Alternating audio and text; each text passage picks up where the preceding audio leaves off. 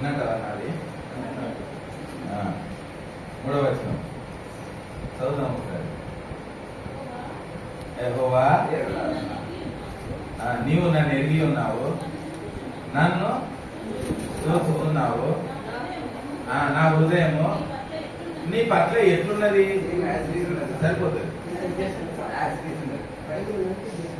యెహోవా నీవు నన్ను చూస్తున్నావు, నీ పట్ల నా హృదయం ఎట్లున్నది, నీ పట్ల నా హృదయం ఎట్లున్నది. బైబిల్ లేదా మీకు? బైబిల్ ఎక్కువ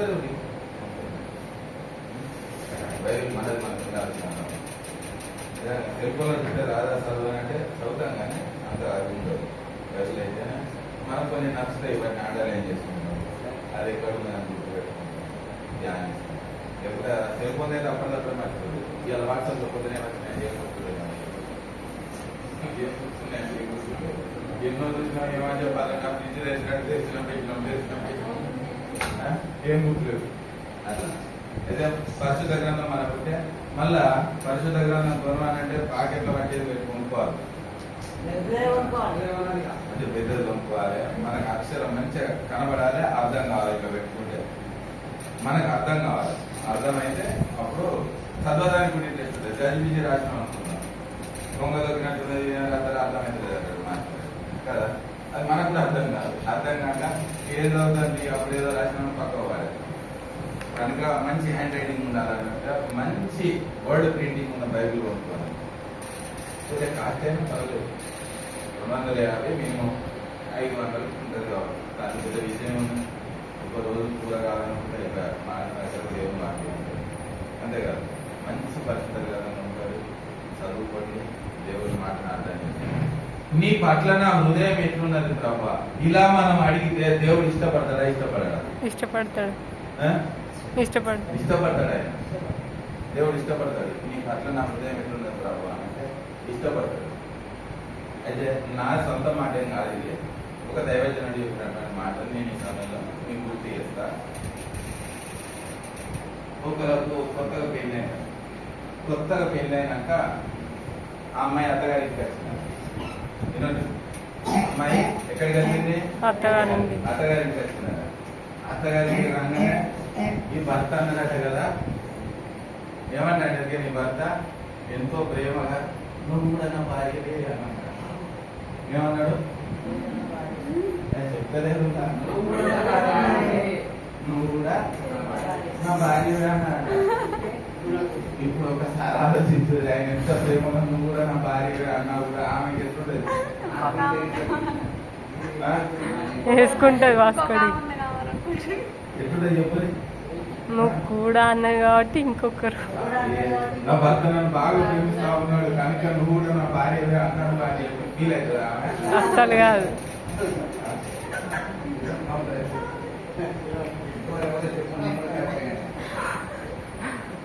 మన పరిస్థితి కూడా అట్లా దేవుడితో, నువ్వు కూడా నాకు దేవుడిని అనుకుంటున్నాను, నువ్వు కూడా నాకు ఎవ్వరిని తిప్పల పరిచేది ఏమీ లేదు. పక్క పంటలు ఉన్నారు కదా, వాళ్ళు మనకు మనకు సహాయకరం ఉంటారు. సాయంత్రం అయిందంటే వాళ్ళు పాటలు పెట్టినట్టు ఎవ్వరు పెట్టారు, యేసుప్రభు పాటలే పెట్టారు. మొత్తం యేసుప్రభు అన్నీ పెట్టారు. ఒకసారి మేము మందిరం ప్రారంభించే ముందు 40 రోజులు ప్రార్థన చేయాలనుకున్నాం. అందులో 7 రోజులు పోస్తారు. 40 రోజులు ప్రార్థన చేయాలనుకున్నాం. మొదటి రోజు వచ్చి ప్రార్థన చేస్తాం. ఇప్పుడు ఇది మందిరం అనే విషయం బయటికి తెలియదు. ఫస్ట్ ఏంటిది విషయం బయటికి తెలియదు. ఎందుకంటే పక్క బయటికి కట్టుకున్నాను ముందటే ఉడికొచ్చింది అనుకో, ఇదంతా చూస్తేనా కాదా, మళ్ళీ లేని తలకాయకు తయారైంది. కనుక ఇది ఎవరికి తెలియదు మందిరం అనేది మా స్ట్రాటజీ. కానీ దేవుడు దీన్ని కోరుకున్నాడు ఖచ్చితంగా. కనుక మేము మొదటి రోజు వచ్చినాం, ప్రార్థన చేస్తా ఉన్నాం. ప్రార్థన చేసి దేవునికి అప్పగించాలని మేము అనుకుంటాం. మొదటి రోజు వచ్చి ప్రార్థన చేసినాం. ఎప్పుడు వచ్చి ప్రార్థన చేయాలి? మేము వచ్చి మోకరించి ప్రార్థన చేస్తాం అనుకున్నాం. ఫస్ట్ చూసేదో వీళ్ళే, ఆ తర్వాత వాళ్ళు క్రైస్తవుల విషయం మాకు తెలియదు, కానీ వాళ్ళు చూడదు. కానీ మేము వచ్చి ప్రార్థన చేయాలి. ఒకని కాదు, మేమిద్దరం వచ్చి ప్రార్థన చేయాలి. అది మా టార్గెట్. నా దేవునికి అప్పగించబోతా ఉన్నాం, సిద్ధమైతా ఉన్నాం. మొదటి రోజు వచ్చి ప్రార్థన చేసినాం. 2వ రోజులో భయం ప్రారంభమైనాం. వీళ్ళు ఆ చుట్టుపక్కల చూసి ఏం పని కట్టాలి అబ్బాయి రాత్రి కూడా వీళ్ళు ఎవరై ఉండదు దొంగరా ఏంటి ఏమైనా ఎత్తుకోపోతారా అని అనుకుంటుంది. మనీలో మనమే దొంగలు అయితే కథ కథదా ఏంటి ఇది మనీలు మనీలా చెప్పుకోలేము మీరు సీకర్లు ఖచ్చితంగా అంటారు. అవునా కదా, మనం కూడా అడుగుతాం, ఖచ్చితంగా అడుగుతాం. విచారణ ఎక్క మంచిగా పొరుగు దానికి లేదు అయితే సమయం కానీ సమయం లేదు అయితే ఇంకా అని చెప్పి మాకు భయం ముచ్చుకున్నది. ఇక భయం ముచ్చుకొని అబ్బా ఇట్లా ఏం చేస్తాము అడిగి మోటార్ ప్రార్థన చేయాలి బతుకుంటే మనం ఇక రెండో రోజు వచ్చినాం. రాగానే వాక్యం ఏమైనా చెప్పినా రండి మన సృష్టికర్త అని యెహోవా యొక్క సాగిలో పడి నమస్కారం చేసేదాం అని చెప్పి మంచిగా వాక్యం వినబడతాను అక్కడ. హల్లెలూయా. మా హృదయంలో ఉన్నటువంటి మొత్తం వేదనంతా ఒక్కటే దెబ్బ గీకిపోయింది. ఇక ఏది ఏమైనా మంచిది దేవుడే మనకు ఆ స్వరం వినబడ్డా ఇంకేం లోపడకుండా ఏం చేద్దండి, మా భయం అంతే ఇంకే అర్థం చేసుకోండి. వాళ్ళ ఇంట్లోకి వెళ్ళి ఏం వాక్యం వినబడ్డదు, నా భయం లేనటువంటి వాక్యం. వాళ్ళు వేరేప్పుడు ఏం చేస్తారు ఎక్కేనా అరటి పండు తీసుకోవాలి దాన్ని కాడ పెట్టిపోతారు. అర్థమైందా అనేది? అర్థం. నువ్వు కూడా నాకు దేవుడివే. ఏది రైలు పట్టాల కింద ఉన్నదంట. ఇక్కడ పాట హల్లెలూయా స్తుతి మహిమ ఎల్లప్పుడు దేవునికి ఇచ్చేదము. అక్కడ అరటిపండు కొబ్బరికాయ దానికి, అరటిపండు దానికి, అగరబత్తి దానికి, ఇక్కడ హల్లెలూయా దేవునికి స్తుతి మహిమ. ఇదారా మన లోపల కూడా అలాంటివి ఉంటాయి. కనుక నీ పట్ల నా హృదయం ఎట్లున్నది ప్రభువా, కనుక ఏం చేయాలి, నీ పట్ల నా హృదయం ఎట్లున్నది ప్రభువా, రెండింటి మీద నేను ప్రయాణం చేస్తున్నాను ప్రభువా. ఇప్పుడు ఒక దొంగను ఎవరైనా దొంగ అన్నారు అనుకున్నాను, అప్పుడు ఏమనిపిస్తుంది వాళ్ళకి? నిజమే కదా, నేను దొంగ కదా అని అనిపిస్తుందా? ఏమనిపిస్తుంది? నేనేమన్నా మన ఎత్తుకపోయినా నాకు దొంగ అని చెప్పేది, మన ఎత్తుకపోయినా మన అయ్యేది ఎత్తుకపోయినా తాత ఎత్తుకపోయినా ఎవరు ఎత్తుకపోయినా నేను నాకు దొంగ అంటారు. ఏడో చూసింది నేను దొంగతనమయ్యా, దొంగ అనే విషయం తెలుసు. కానీ ఎదురుగా మాత్రం అందెక్కడని చెప్పి బస్సీమే కావాలి కదా.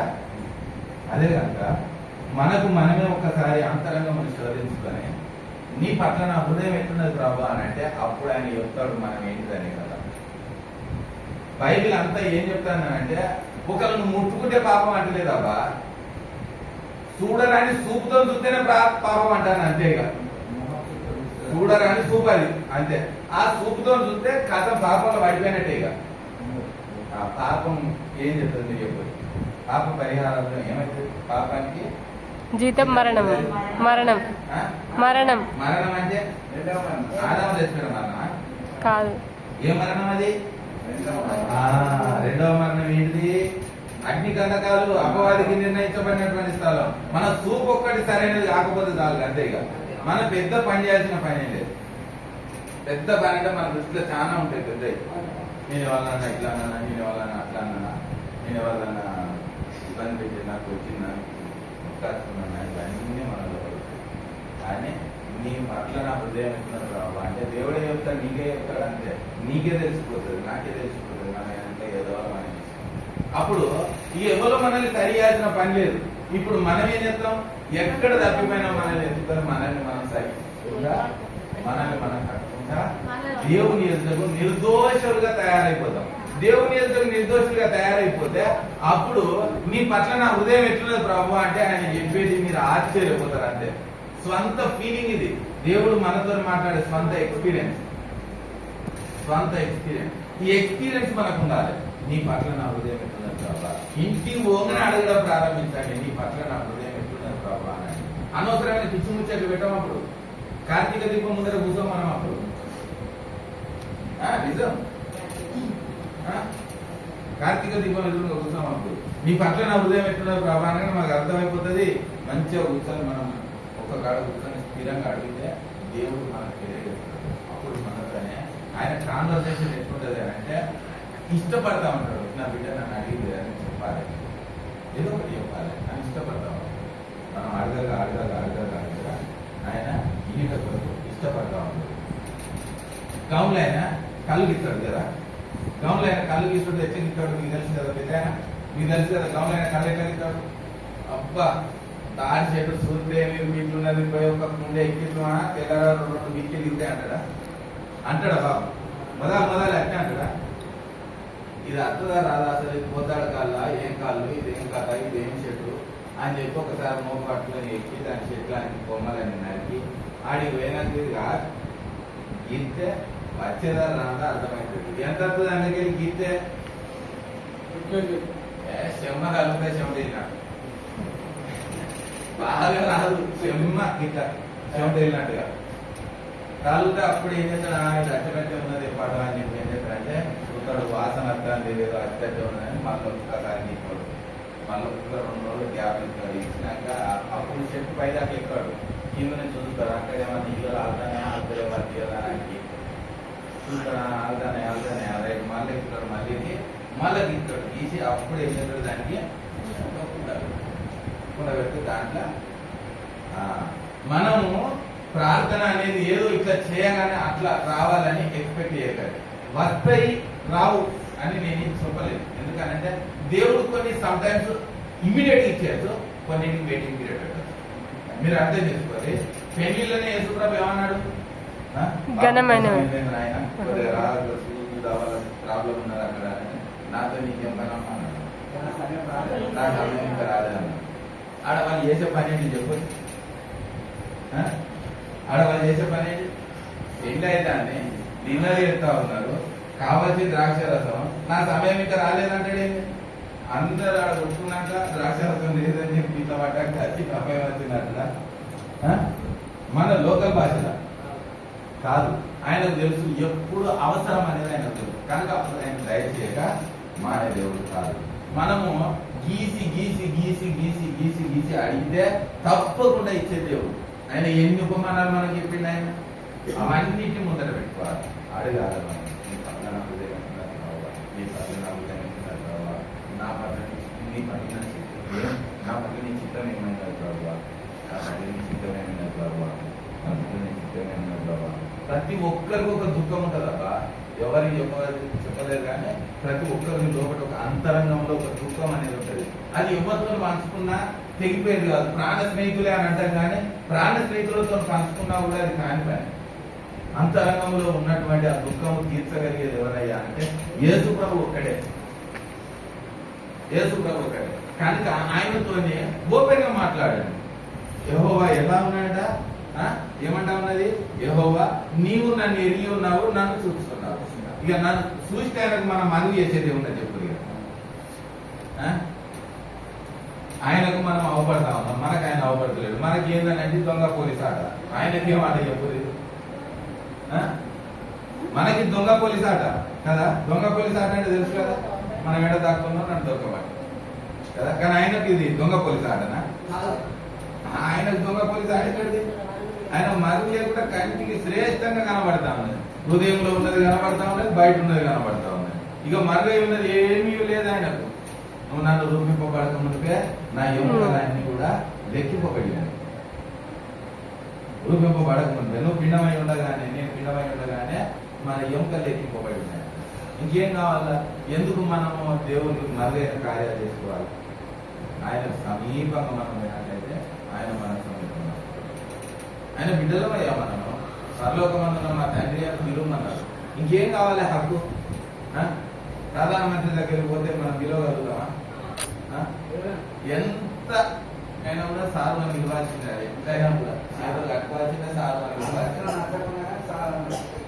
చేతులు కట్టుకోవాల్సిందే సార్ మనం విలువాల్సిందే లేదంటే ఆయన ఒక్కసారి రిజెక్ట్ అన్నాడంటే లైఫ్ తారుమారు అవుతుందని భయం అవుతుంది కదా అదే దేవుడు ఏమంటా ఉన్నాడు పరలోకమందున మా తండ్రి అని పిలువమనంటా ఉన్నాడు ఆయన రిజెక్ట్ అంటే తారుమారు కాదా నర నిప్పుతే కాదమేనా ఇంకేమున్నా ఏమి లేదు ఇక ఒక్క నర నిప్పితే ఏమి లేదు ఇక అంతే కనుక దేవునితో మనము ఏమంటారు మజాకాడదు మజాకాడదు ఆయన మన తండ్రి ఆయన యుద్ధకు వెళ్ళి నా తండ్రి అని తెలిసి ఆయన సమస్తం చెప్పుకోవాల్సింది ఏం చెప్పుకోవాల్సిన అనేది ఇంకొక ముందుకు పోయి మనం ఆలోచన పోయినసారి మనము ఎవరి గురించి తెలుసుకున్నాం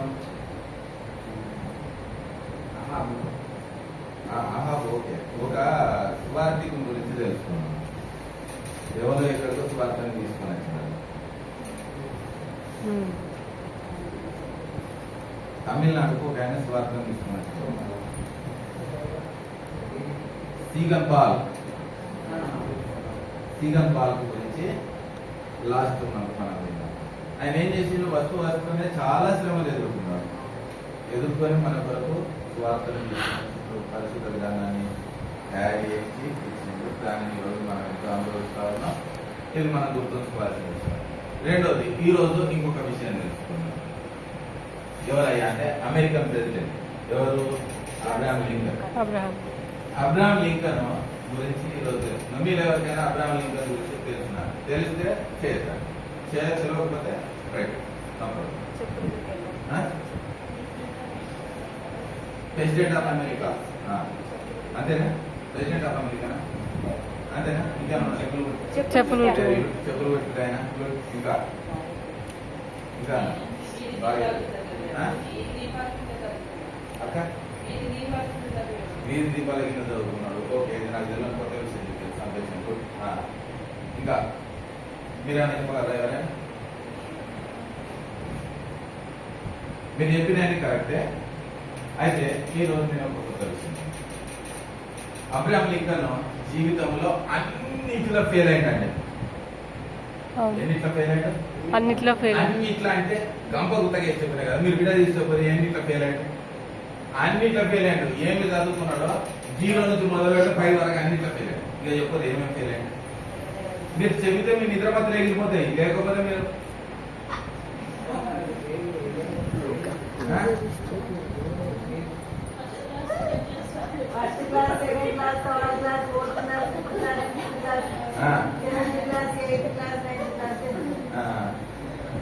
టెన్త్ క్లాస్ ఫెయిల్ అయ్యాడు, ఇంటర్మీడియట్ ఫెయిల్ అయ్యాడు, డిగ్రీ ఫెయిల్ అయ్యాడు, పోస్ట్ గ్రాడ్యుయేషన్ ఫెయిల్ అయ్యాడు, అడ్వకేట్ LLB చదివాడు, అది ఫెయిల్ అయ్యాడు.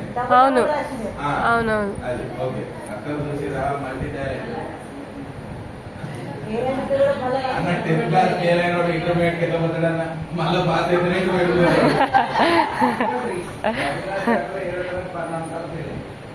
సరే, అదొక సంతోషం. అంతేనా?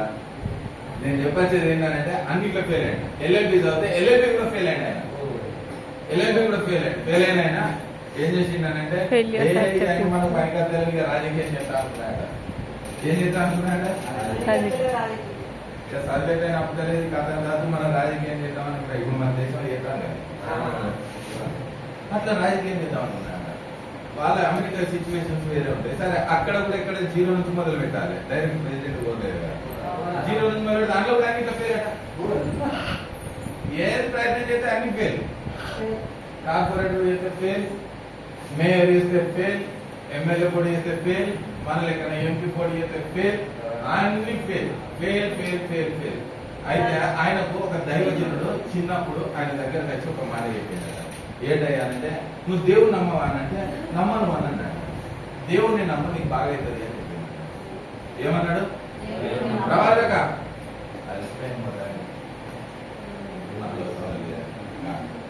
వదిలిపెట్టాం. దేవుడిని నమ్ముకొని బాగా అవుతుంది అని అన్నాడు. అంటే అబ్బా దేవుడిని నమ్ముకుంటే బాగా అవుతుంది అని చెప్పి అసలు 10th క్లాస్ ఫెయిల్ అయ్యి దేవుడిని నమ్మండి, ఎందుకు నమ్మాడు? పోయి నమ్మిండట. నమ్మి మందిరం పోయిండట. మందిరంకి పోయి ఆ లాస్ట్ కూర్చున్నాడు. ఏం చేయాలో అర్థం కాకపోయేది. కూర్చొని యేసు ప్రభువా నేను వచ్చినా అని అంటున్నాడు. ఏమన్నట్టాడు? నేను వచ్చినాను. యేసు ప్రభువా నేను వచ్చినా అని అంటున్నాడు. నేను వచ్చినాను. వీడెవరు వచ్చినా అంటాడని చెప్పి పాస్టర్ చూసిందంట. ఆహా బలానా అని చెప్పి అనుకున్నాడు. అనుకొని వారం కర్తంగా చూసినా వెళ్ళిపోయాడట. అంతే వచ్చినా అని చెప్పాక వెళ్ళిపోయినట్టు, మెసేజ్ ఏమి వెళ్ళిపోయాడట.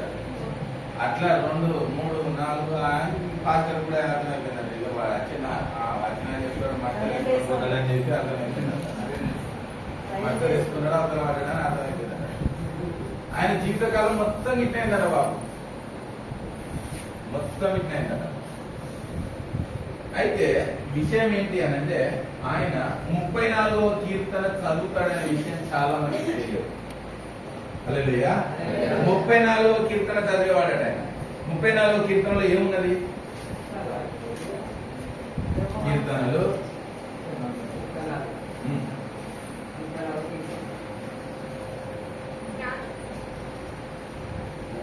4వ వచనం.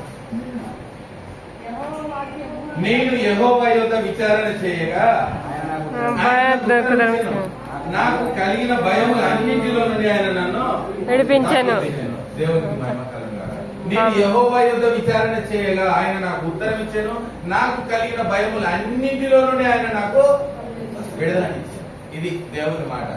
అయితే ఆయన చనిపోయిన తర్వాత ఆయన చదివినటువంటి పరిశుద్ధ గ్రంథాన్ని అమెరికన్ మ్యూజియం లో పెట్టినట.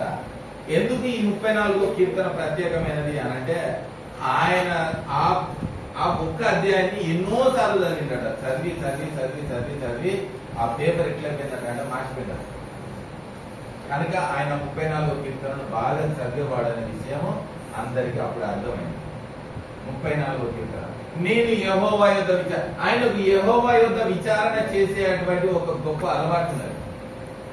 మరి ఈ అలవాటు ఉన్నది కదా, అన్నిట్లో పేరే కదా, మరి ఏమి సాధించాడు? దేవుడి దగ్గర పోయి యేసు ప్రభువా నేను వచ్చినా అంటాడు అంతే. ఈ బర్త్డే ఏంది, బర్త్డే ఏంది. ఇంకో గొప్ప విషయం ఏమన్నా, వాళ్ళ తండ్రి చెప్పులు కుట్టేవాడు కదా. ఒకసారి గుర్రానికి జీన్ అంటారు, దాన్ని జీన్ తయారు చేసుకుంటే ఆ గుర్రం అంటే ఆయన కన్ను సగటిపోయింది. కన్ను కూడా ఓకే కనబడదు. అబ్రహాం లింకన్ కన్ను పూర్తిగా కనబడదు. అసలు ఆయనకు ఒక కన్ను కనబడదనే విషయం ఎవరికి తెలియదు, ఎవరికి తెలియదు. అట్లాంటి సిచ్యువేషన్ లో ఉన్నటువంటి ఆయన ఒక రోజు సేమ్ యాజ్ యూజువల్ గా అమెరికన్ ఎలక్షన్స్ లో పోటీ చేసిన తర్వాత ఆయన గెలిచింది. ప్రతిసారి పోయి చూసుకున్నట్టు ఏమంటే నేను గెలిచినా ఓడిపోయినా అని చెప్పి.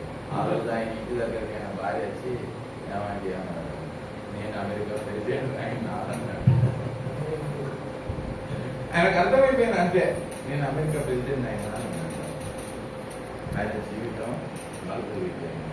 ఆయన అమెరికాకు నల్ల జాతీయులకు ఎంతో ఎనలేని మేలు చేస్తున్నారు. హల్లెలూయా.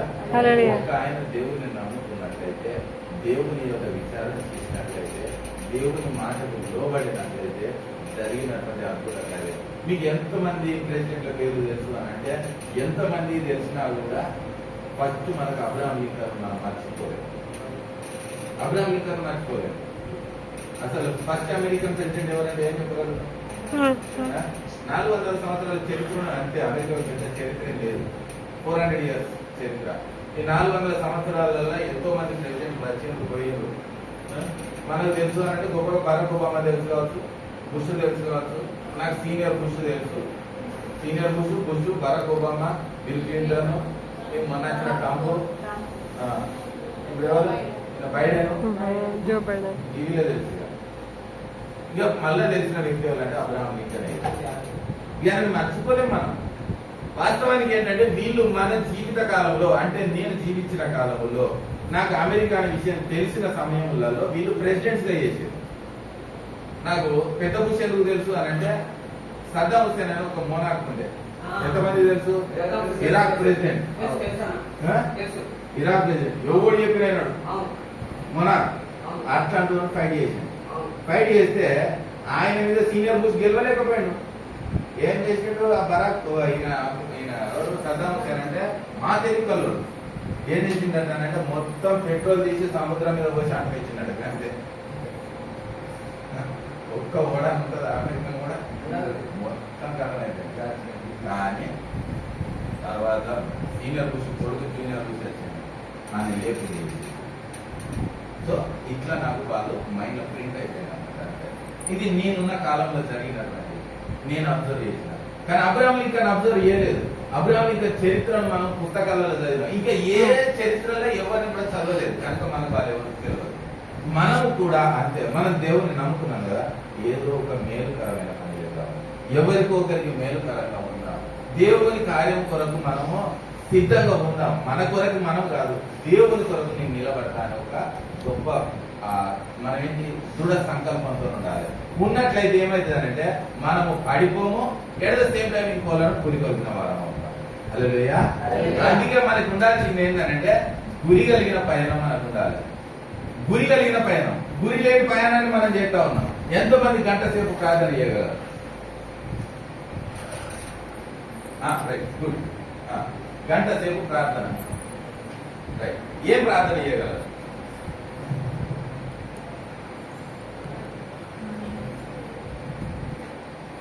అయితే మనకు ఉండాల్సింది ఏంటంటే ఇక్కడనే పాయింట్ తీసుకోండి. గురి కలిగి ప్రార్థన చేయడం ప్రారంభించండి. గురి కలిగి ప్రార్థన చేయండి. మీకున్నటువంటి గొప్ప ప్రాబ్లమ్స్ ఒక 5 తీసుకోండి. 5 ఒక పేపర్ మీద రాసుకోండి, ఒక బుక్ లో రాసుకోండి. రాసుకొని వాటి కొరకు జవాబు వచ్చినట్లుగా ప్రార్థన చేయండి. గంట సేపు ప్రార్థన చేయాలనగానే చాలా మంది అమ్మో గంట సేపు అని అనిపిస్తుంది. 5 నిమిషాలకి అమ్మో చాలా సేపు ఫీలింగ్ అనిపిస్తుంది. ఎవరికైనా ఉండదు అట్లా. భక్సింగ్ అయ్యగారు బైబిల్ చదివే కొత్తల్లో కనీసం కొన్ని 100 సార్లు అయినా నిద్రపోయినాడు. అదే బైబిల్ చదివితే నిద్ర వస్తుందని చెప్పి నాకు ఫస్ట్ అనిపించేది.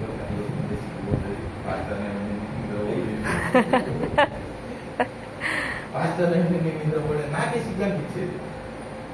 మీకు విషయం తెలుసో తెలియదు కానీ పరలోక ప్రార్థన చదివి అయిపోయే లోపల వచ్చే నిద్ర ఉంటుంది చూసేదా, అది ఎంతో తృప్తిగా సరిపోతుంది. ఎత్తేనా ఆ టైంలో నిద్రపోతే అది ఎంతో సూపర్ నిద్ర. మేము సిబిసి చర్చలు ఉన్నప్పుడు పరలోక ప్రార్థన అయితే నట్టిగా నిద్రలకు వెళ్ళిపోయేది. అంత సూపర్ నిద్ర అది. సరే తర్వాత క్రమక్రమంగా దాటుకొని వచ్చేసింది. కానీ ఎందుకు చెప్తున్నానంటే అపవాది కూడా అంత దాడి చేస్తూ ఉంటది మన మీద. అపవాది దాడి చేస్తూ ఉంటది. కనుక అపవాది దాడిని మనం ఎదుర్కోవాలంటే మనం ఉండాల్సింది ఏంటంటే గురి. మనం ప్రారంభించిన ఆత్మానుసారంగానే ప్రారంభిస్తాం. ప్రతి వారం కూడా ఆత్మ దేవుడు అంటే ఇష్టం లేదు వారు ఎవరు లేరు ఇక్కడ. చిన్న పిల్లవాడు కూడా ఆసక్తి ఉన్నది కనుక ఇక్కడ ఉన్నాడు, పరిచర్య చేస్తా ఉన్నాడు, నీళ్ళు అందిస్తా ఉన్నాడు, అన్ని రకాలుగా ఉన్నాడు. వాళ్ళని కూడా మనం పంచన అయ్యేదానికి వాళ్ళకి ఇష్టం. చూడండి, మరి ఇట్లాంటి మనం అందరం కూడా ఎలా ఉండాలంటే గురి కలిగి ఉండాలి. సామెతల గ్రంథం ఏమంటా ఉన్నది అంటే వాక్యం అనేకం వింటామట కానీ దాన్ని బట్టి నడుచుకోమాట. వాక్యం వింటాం కానీ దాన్ని బట్టి నడుచుకోవాలి. వాక్యం ఎంత భిన్నం అనేది కాదు, దాన్ని బట్టి నడుచుకుంటామా లేదా అనేది ఇంపార్టెంట్. దాన్ని బట్టి నడుచుకోవాలి. అయితే మనము అనేకమైనటువంటిది అంతా నింపుకుంటే కూడా నడుచుకోలేము.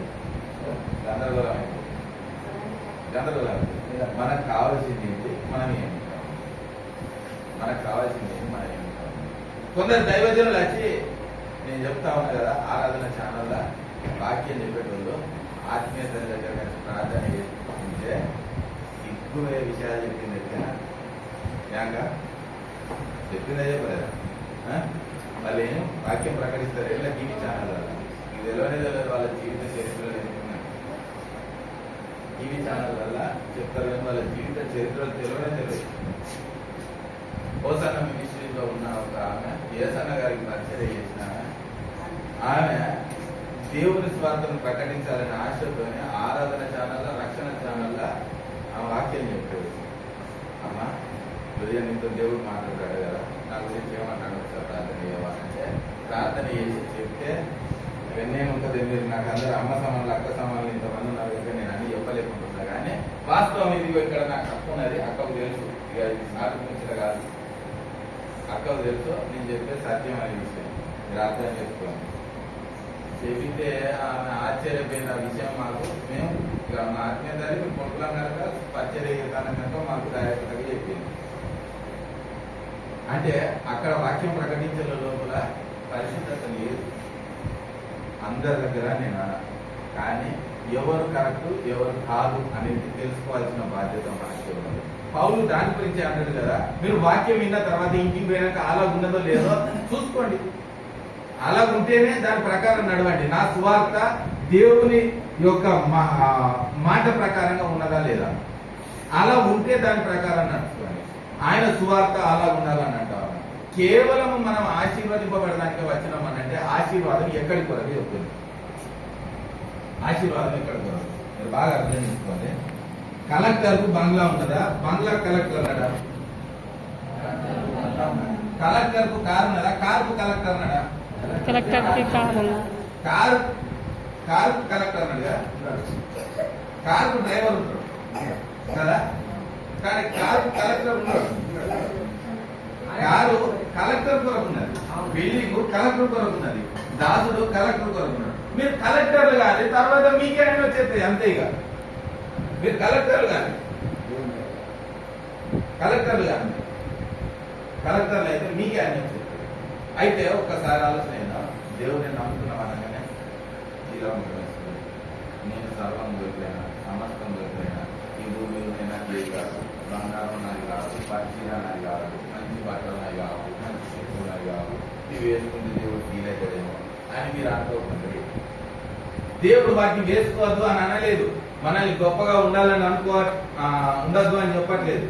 కానీ అది మనల్ని మోసం చేయొద్దని చెప్తాము. హల్లెలూయా.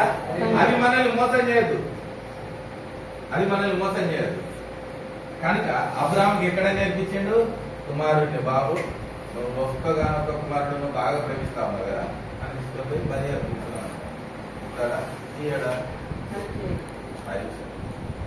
కనుక మనము దేనిని బాగా ప్రేమిస్తున్నామో దాని మీద మనకు పరీక్ష కలుగుతుంది. అపవాది పోయి ఏం చేస్తుంది? దేవుని దగ్గర ఫిర్యాదు బాగా ఉన్నాయి కాబట్టి ఉంటాను. ఆశీర్వాదం ఎక్కడి కొరకు? అది ఇక్కడి కొరకేనా? మనకి ఏ ఆశీర్వాదం కావాలి? అందులో ఒక ఆశీర్వాదం కావాలి. మంచి వస్త్రాలు ధరించుకోవాలి, కానీ వస్త్రాన్ని ప్రేమించకండి.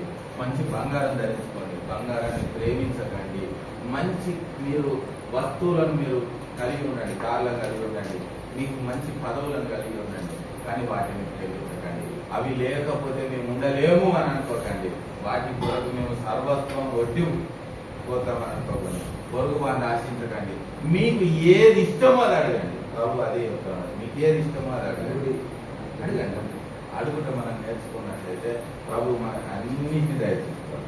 అన్నిటిని తీసేసి వైరాగ్యం అనగానే ఏంటి భర్త లేని స్త్రీలాగా ఉండాలి అనగానే తెరచీల రక్తంలో చూసుకోవాలనే ఉద్దేశంలో పక్కకు పెట్టండి. దేవుని కంటే ఎక్కువగా దేనిని ప్రేమించకూడదు. అదే మనం ప్రభు నేర్పిస్తున్నటువంటి విషయం. నిజంగానే మనం ఆశీర్వాదంలో లేవు అనుకుందాం, వింటారా? నిజంగా మనం ఆశీర్వాదంలో లేవు. లేకపోతే అన్యులు, మన బంధువులు, మన స్నేహితులు కొంతమంది ఉంటారు. వాళ్ళు ఏం చూసి దేవుని నమ్ముకోవాలి? వాళ్ళు ఏమనుకుంటారు? యేసు ప్రభు నమ్ముకుంటే పుట్టపక్కలు కావాలనుకుంటారు. ఏమనుకుంటారు చెప్పనా? యేసు ప్రభు నమ్ముకుంటే పుట్టపక్కలు కావాలని అనుకుంటారు. అవునా? అదేనా అని చెప్పేది? యేసు ప్రభు అదే చెప్తా ఉన్నాడా? చెప్పట్లేదు అట్లా. నాకంటే ఎక్కువగా మీరు దేనిని ప్రేమించరు అంటాడు. అంతే, అన్ని కలిగి ఉండండి, కానీ దేనిని ప్రేమించకండి. అది లేకపోతే నేను ఉండలేనా? పని లేకపోతే నేను ఉండలేనా? ఆస్తి లేకపోతే నేను ఉండలేను. అమ్మో అవన్నీ పోతే నా తరాలకి ఏమవుతుంది? అవన్నీ పక్కన పెట్టారు. ఉన్నదంతా మన కొరకే. దానిని దేవుని యొక్క దేవుని కంటే ఎక్కువ కాకుండా వాటిని అనుభవించాలి. అంతే, దేవుడు అదే మనకు నేర్పిస్తున్నటువంటి. అబ్రాహాం లింకన్ ఎప్పుడు కూడా దేవుని యొక్క విచారణ చేసేవాడట. ఆ విషయం చాలా మందికి తెలియదు. కనుక మనము కూడా చేయాల్సిన పని ఏంటంటే అబ్రాహాం లింకన్ వల్లే దేవుని యొక్క విచారణ చేయడం నేర్చుకోవాలి. నేను యెహోవా యొక్క విచారణ చేయగా ఆయన నాకు ఉత్తరం ఇస్తాను. నువ్వు నాకు మొర పెడితే నేను నీకు ఉత్తరం ఇస్తానంటా ఉన్నాడు. జవాబులు ఇస్తారయ్యా ఆయన, జవాబులు కలిగి ఉంటాడు. మనం అడగాలని ఎదురు చూస్తాం. మన పట్ల ఆయన ఉద్దేశం ఏంటో తెలియజేస్తాడు. తెలియజేసి మనల్ని స్థిరమైన మనసుతో నూతనంగా దేవుడు చేయడానికి ఇష్టపడతా ఉన్నాడు. మనకు ఆయన యొక్క విచారణ చేసేటువంటి మనసు ఉండాలి. మనం మనసు స్థిరం చేసుకోవాలి. దేవునికి పేరుగా నేను ఏమి అవసరం లేదు, దేవుని లోపల నేను ఉండాలి అనే ఒక స్థిరమైన నిర్ణయానికి మనం రావాలి. వస్తే ఆయన చేయగలరు. ఎంతమంది బలలో చేసి వాళ్ళందరూ ఒక్కసారి ఇప్పుడు హస్తాలు పైకి. ఇప్పుడు దింపిన తర్వాత దింపిన తర్వాత ఒక్కసారి ఆలోచించండి. దశమ భాగం ఈయన వాళ్ళను దేవుడు ఏమన్నాడు? దొంగ అన్నాడు. ఇస్కరియోతు యూదా ఎవరు? ఆయన చేసిన పని ఏంటి? డబ్బుల కోసం దేవుని డబ్బులు కానుకున్నాడు. ఒక ఆమె యేసు ప్రభు దగ్గర పాదాల మీద సెంట్ పోతే ఆయన ఏమంటాడు? బీదలకు ఎందుకు ఇవ్వకపోయాను? ఎవరైనా ప్రేమించింది ఆయన దేవుడు. అందుకే అప్పుడే చెప్తాడు ఏమనంటే నా విషయమైన కరెక్టే కార్యం చేసింది అని చెప్పి బీద మీలో ఎల్లప్పుడూ ఉంటారు. ఆమెను గణపరిచినాడా లేకుంటే తీసేసిండా? గణపరిచిండు. అంటే ఇచ్చినందుకు గణపరిచిండా? కాదు, ఆమెకున్న ప్రేమ. చేసిన పని గణపరిచింది. ఇస్కరేతు యూదా గుణం ఏంటి? దొంగ గుణం. కనుక దొంగలు దేవుని రాజ్యంలో వారసులు అవుతారా? కారు. ఒకసారి ఆలోచించాం. ఎక్కడికి పోతా ఉన్నామో, ఏ మందిరం పోతా ఉన్నామో ఆ మందిరంలో మన దర్శనం ఇచ్చే పరిచర్య కొరకు మనం సహకరించాలి అంతే. మనం అప్పుడు బల తీసుకున్నా కూడా మనకు ఆశీర్వాదకరం. ఎందుకంటే తన పిల్లలు తన దొంగలుగా చిత్రీకరించడానికి దేవుడు ఇష్టపడతా ఉన్నాడా? ఇష్టపడతలేడు. అందుకనే ఆయన చెప్తా ఉన్నాడు, నా మందిరంలో ఆహారం ఉన్నట్టుగా మీరు దశమ భాగం తీసుకొచ్చి నాకు ఇచ్చి నన్ను శోధించినట్టుగా ఆకాశపు పక్షులను. ఇది దేవుడు చెప్పినటువంటి మాట. నేను ఈ ఒక్క మాటను నేను పాటించి నేను మీకు చెప్తా ఉన్నా, మీరు పాటించండి. దేవుడు మీకు కార్యం ఎక్కడ ఇవ్వాలి? టీవీ చెప్తారు కదా, వాళ్ళకి ఇవ్వాలి. మీ కొరకు కన్నీరు దాచి మీ సేవకులు దేవుడు ఇవి వాళ్ళు దేవుని యొక్క ప్రార్థన చేస్తే దేవుడు కార్యములను చేస్తాడు. మీ కొరకు ఏది దాయబడకుండా అన్ని ఇస్తాడు. ఇప్పుడు కమర్షియల్ అయిపోతాం. వాళ్ళు బతకాలి. ఎట్ ద సేమ్ టైం సంఘాన్ని పోషించాలి, సంఘ కార్యక్రమాలను నడిపించాలి, అన్నింటినీ ముందరికి తీసుకొని వెళ్ళాలి. మళ్ళా మన కుడి చేత్వం చేసింది ఎడమ చేతులు తెలియదు. ఇంటరా? మన కుడి చేత్వం చేసింది ఎడమ చేతికి తెలియదు. తెలిస్తే దాని ఫలం మనకు కాదు. అంతే. అదు మనం ఏమి ఇద్దాం అనేది మనకి ఈ చెయ్యి తెలియాలి, ఈ చెయ్యి తెలియదు. అంత జాగ్రత్త. అంటే ఎవరు చూస్తా ఉన్నారు? దేవుడు చూస్తా ఉన్నారు. మనం దేవునికి లెక్క అప్పగించవలసిన వారం, ఎవ్వరికి లెక్క అప్పగించవలసిన వారమో కానే కాదు. కనుక ఈ మాటలను గుర్తుపెట్టుకొని దేవుడు చెప్పినట్టుగా నడుచుకోనండి. దేవుడు తప్పక సహాయం చేస్తాడు. ఇందాక మనం చూస్తూ ఉన్నాం. దయచేసి పరిశుద్ధ గ్రంథంలో పేతురు 3వ అధ్యాయం 1 పేతురు 4వ అధ్యాయం 1 పేతురు 4వ అధ్యాయం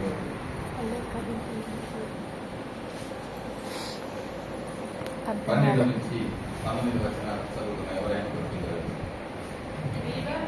ప్రియులారా, మిమ్మల్ని శోధించుటకు మీకు కలుగుతున్న అగ్ని వంటి మహాశ్రమను గురించి మీకేదో వింత సంభవించినట్టు ఆశ్చర్యపడకుడి. క్రీస్తు మహిమ బయలుపరచబడినప్పుడు మీరు మహానందముతో సంతోషించు నిమిత్తం క్రీస్తు శ్రమలలో మీరు పాలివారై ఉన్నంతగా సంతోషించుడి. క్రీస్తు నామము నిమిత్తము మీరు నింద పాలైన ఎడల మహిమా స్వరూపి అయిన ఆత్మ అనగా దేవుని ఆత్మ మీ మీద నిలుచుతున్నాడు. కనుక మీరు ధన్యులు. మీలో ఎవడును నరహంతుడుగా గాని, దొంగగా గాని, దుర్మార్గుడుగా గాని, పరుల జోలికి పోవాడుగా గాని బాధ అనుభవింపగలరు. ఎవడైనను క్రైస్తవుడైనందుకు బాధ అనుభవించిన అతడు సిగ్గుపడక ఆ పేరును బట్టి దేవుని మహిమపరచవలెను. తీర్పు దేవుని ఇంటి యొక్క ఆరంభమగు కాలము వచ్చి ఉన్నది. అది మన యొద్దనే ఆరంభమైతే అన్న దేవుని స్వార్థకు అవిధేయులైన వారి గతి ఏమవును? మరియు నీతిమంతుడే రక్షింపబడ దుర్లభమైనది భక్తిహీనుడు ఎక్కడ నిలుపుతారు? కాబట్టి దేవుని చిత్త ప్రకారం బాధపడవారు సత్ప్రవర్తన గలవారై నమ్మకమైన సృష్టికర్తకు తమ ఆత్మలను అప్పగించుకొనవలెను. హల్లెలూయా. ఎవరు రాస్తున్నారు ఈ పత్రిక? పేతురు ఏం చేసిండు? అసలు ఆయన కథ ఏంది? యేసు ప్రభుత్వం ఎన్నేళ్ళు ఉన్నాడు? 3.5 సంవత్సరాలు ఉన్నాడు. బైబిల్ పట్టుకోవాల్సిన కథ కాడ కత్తి పెట్టుకొని తిరిగాడు. అర్థం చేసుకోవాలి. ఏం చేసింది ఆయన? బైబిల్ పట్టుకునే కాడ కత్తి పెట్టుకున్నాడు. ముందర బైబిలే ఉండొచ్చు దొరకు, కానీ వెనకాల కత్తి. ఇప్పుడు ఆయన ఏం చెప్తా ఉన్నాడు? ఎవడు దొంగగా, ఎవడు నరహంతకుడుగా, ఎవడు కూడా దేవుని రాజ్యంలో ప్రవేశించలేరు అని చెప్తా ఉన్నాడు. అంతేనా కదా? క్రీస్తు నిమిత్తము నిందపాలై ఉన్న ఎడల మనకు మేలు అని చెప్తా ఉన్నాడు. క్రీస్తు నిమిత్తము శ్రమ పడడం మనకు మేలు అని చెప్తా ఉన్నాడు.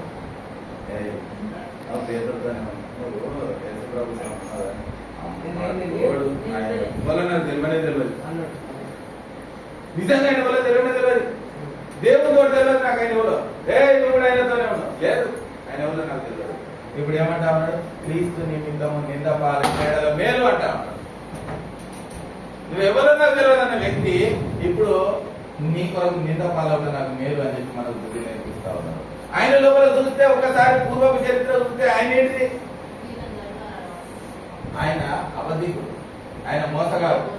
నమ్మిలోని ఎన్నుపోటు పడిచిండు. ఒక్కసారి ఆలోచన చేసినట్లయితే యేసు ప్రభు మొదలై చెప్పాడు, అయ్యా బాగా చెప్తాను కానీ నన్ను ఎరగానే చెప్తావు, చెప్పినాక కోడి గుర్త చూడు అని చెప్పి అప్పటికి కూడా అర్థం కాలేదు. కోడి కూర్చున్నాక అప్పుడు అర్థమైంది ఎంత పెద్ద దూరం అని. అంటే ఇమ్మీడియట్ ఏం చేసి అడిగితే పశ్చాత్తాపానికి మించినటువంటిది ప్రాయశ్చిత్తం లేనే లేదు. ఒక వ్యక్తి కాలు పట్టుకోమని పట్టుకోగలరా? అది హృదయపూర్వకంగా రావాలి. ఆ పశ్చాత్తాపం దేవుడు అంగీకరించినటువంటి పశ్చాత్తాపం హృదయపూర్వకంగా ఉండాలి. కనుక ఇప్పుడు మనకు పేతురు ఏమని సెలవిస్తా ఉన్నాడు అని అంటే, ఇప్పుడు అగ్ని వంటి మహాశ్రమం గురించి మీకు ఏదో సంభవించినట్టు మీరు అనుకోకండి. ఎందుకనంటే మనము నిజముగా దేవుని ఆత్మతో పూర్తిగా నడిపింపబడతలేము. ఇదంతా ఎవరికి ఇవ్వబడిందట? ఇక్కడ అధికారము అపవాదికి ఇవ్వబడి ఉన్నది. కనుక అపవాది ఏం చేస్తా ఉంటది? మహాశ్రమలను కలుగజేస్తా ఉంటది. ఎవరికి? సంఘములో ఉన్నటువంటి వారికి మహాశ్రమను కలుగజేస్తా ఉంటది. సంఘంలో ఎవరున్నారు? నీవు, నేను, మనము. మరి మహాశ్రమలు కలిగినప్పుడు ఏం చేయాలని చెప్పి వాక్యం సెలవిస్తా ఉన్నది యాకోబు రాసిన పత్రికలో. యాకోబు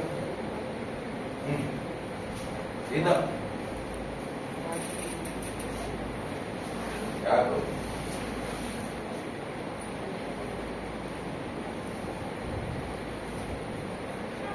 5వ అధ్యాయం.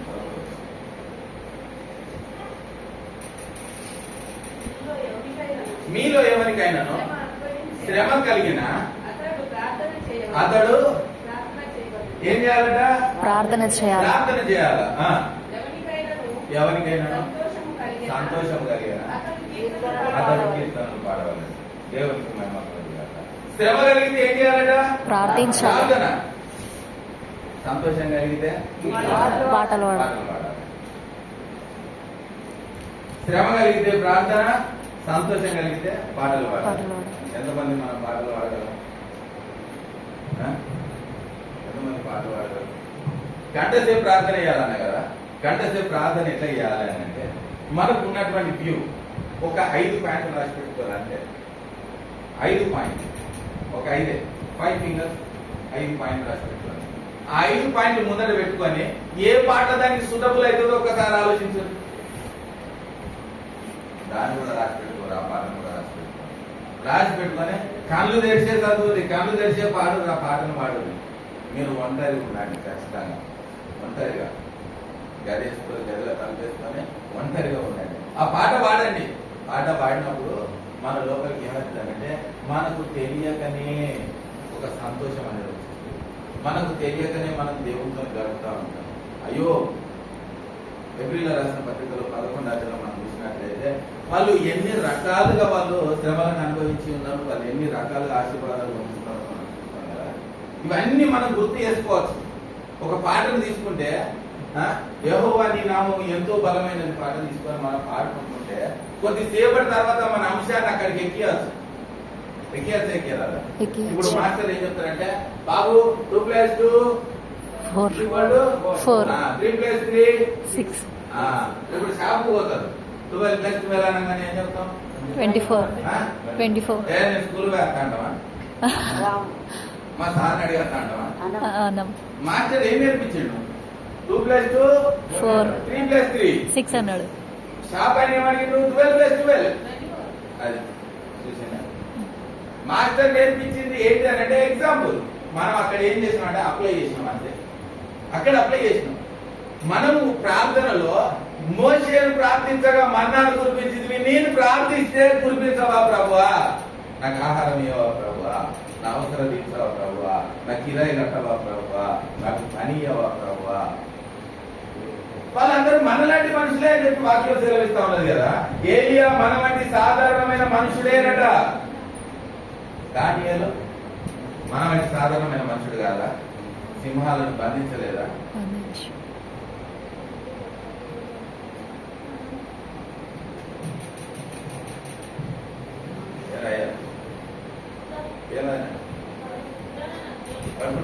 పడుకో.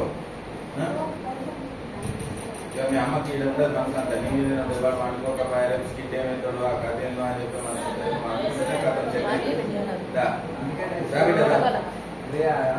పెద్దలు ఉన్నాయి కదా మమ్మీ నాకు అది బాధపడదు, స్కిట్ సంగతి నేను చూసుకుంటాను అర్థం కాదు కూడా అప్పుడు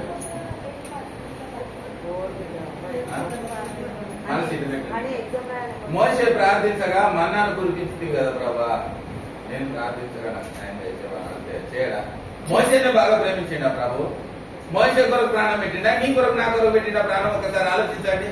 ఎవరి కొరకు ప్రాణం పెట్టిండా ఆయన? అందరి కొరకు కాదు, నీ కొరకు నా కొరకు పెట్టిండు. మోషే కొరకు ప్రాణం పెట్టలే ప్రభు. మోషే అప్పటికే పనిలోకి వెళ్ళిపోయాడు. ఇప్పుడు మోషేని ఎక్కువ ప్రేమిస్తున్నాడా? నిన్ను నన్ను ఎక్కువ ప్రేమిస్తా ఉన్నాడు. మనల్ని ఎక్కువ ప్రేమిస్తా ఉన్నాడు. నిన్ను నన్ను మనల్ని ఎక్కువ ప్రేమిస్తా ఉన్నాడు.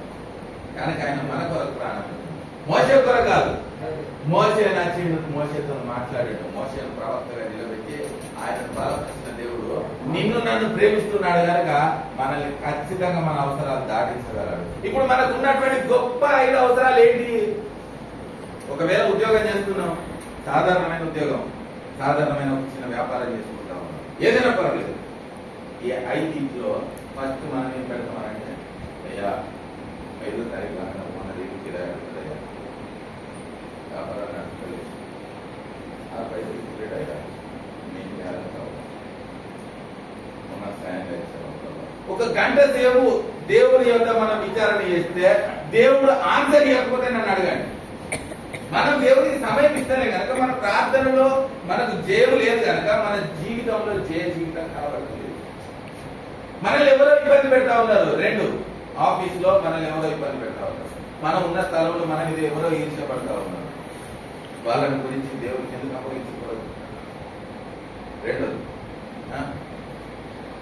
అయ్యా నన్ను ఫలానా చంపుతాను ప్రభావ, ఫలానా చంపుతాను, వాళ్ళతో ఒకసారి మాట్లాడు.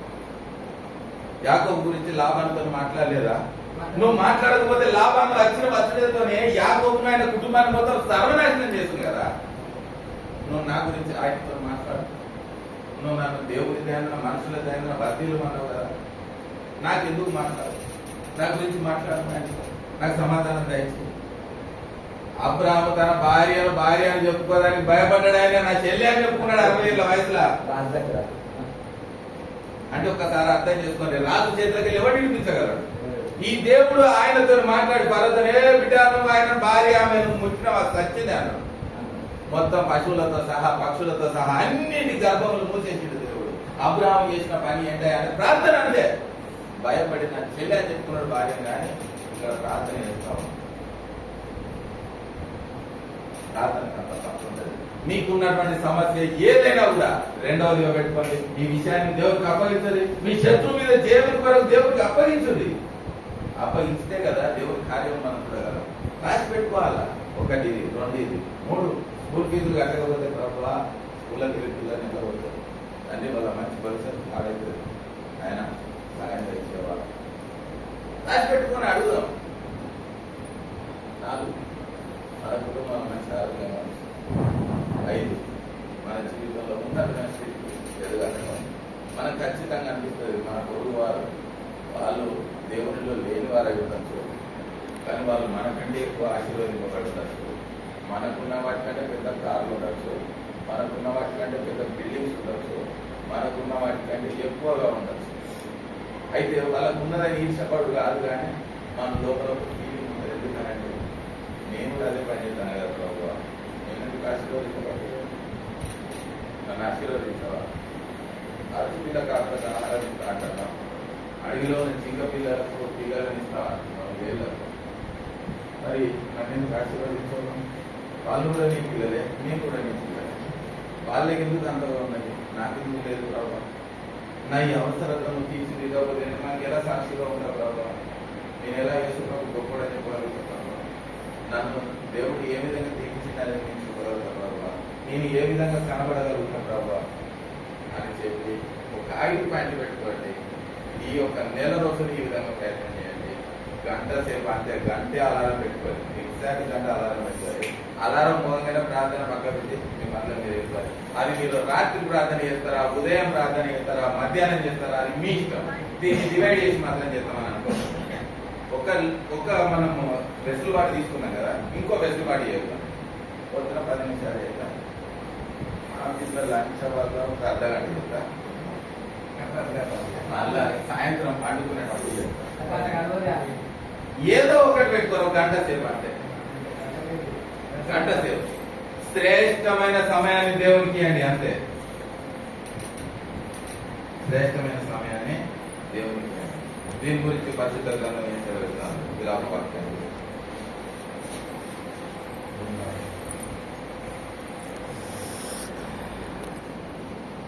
అధ్యాయం 19.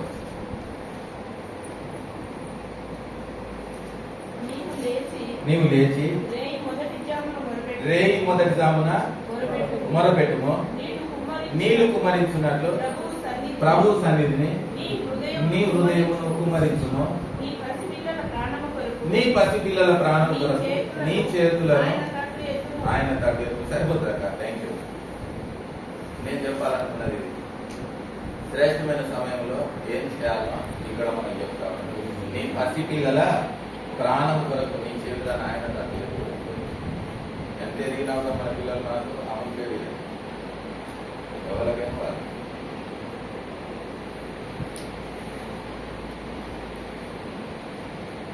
ఎంత ఎదిగినా కూడా ఆడపిల్లలు తల్లి దగ్గర తండ్రి దగ్గర పొందించారు. ఇది ఎవరు ఉంటేనే అంటే వాళ్ళు పొందించినప్పుడే అర్థమవుతుంది. ఇట్లనే హృదయం అయిపోతుంది తెలిసిన.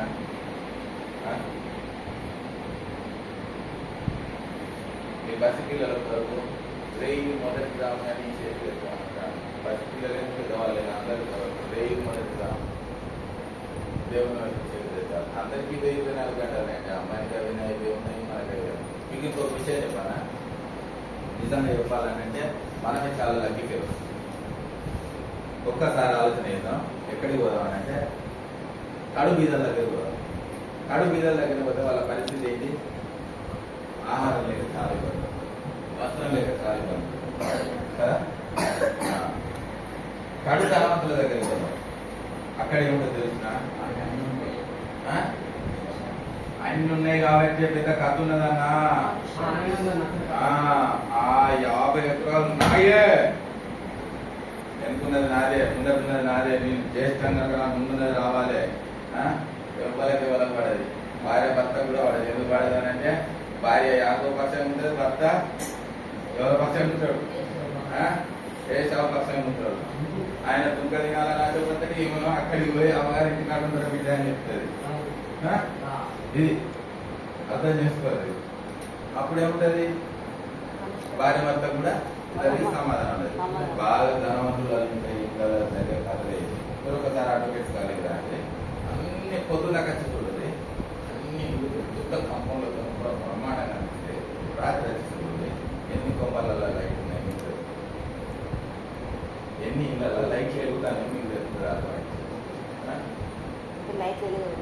లైట్లు ఉండే పాడు ఉండయి, ఒక్కరికొక్కరు సమాధానం ఉండదు. ఏ ఇళ్ళ కూడా మోటుగా చెప్పాలంటే చిక్కలు పట్టుకునే కథ. ప్రతి ఒక్కరికి బాగా సంపాదన కథ. అన్నకు తెలిసి కావచ్చు. సారంగ పైన ఉన్నదా అన్న?